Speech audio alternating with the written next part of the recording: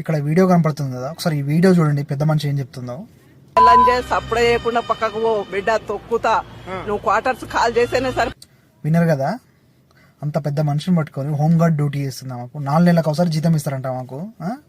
నేను కదా డబ్బులు లేవయ్యా, నేను మాదిగలదాన్ని అంటే మాదిగలంజా నోరుముయ్యి అని చెంప మీద కొట్టి గవర్నమెంట్ క్వార్టర్స్ నుంచి ఎలగొట్టిండంట ఒక ఎస్ఐ, ఇప్పుడు ఎస్పీ అంట.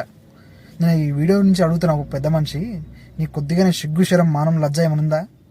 మీకు అమ్మ ఉంది కదా, మీ అమ్మని ఎవరైనా ఇట్లా అంటే ఊకుతావా? మాదిగలంజదా అని చెప్పి ఒకటి ఊకుతావా?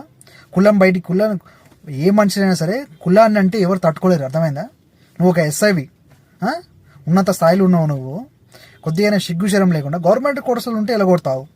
అంటే అంత మదం, అంత మదము, అంత పెద్ద కులం అని నీకు అంత మదం పిచ్చి. డబ్బు ఉంటే పోలీసులు అయితే ఎవరైనా ఏమైనా చేయొచ్చానా? కర్మ అనేది ఖచ్చితంగా ఉంటుంది. పెద్ద మనిషి చెప్తున్నా నేను. నీ నాశనం ఆమె ఏడుస్తుంది చూసినావా, నీ నాశనం పక్కా చూస్తావు.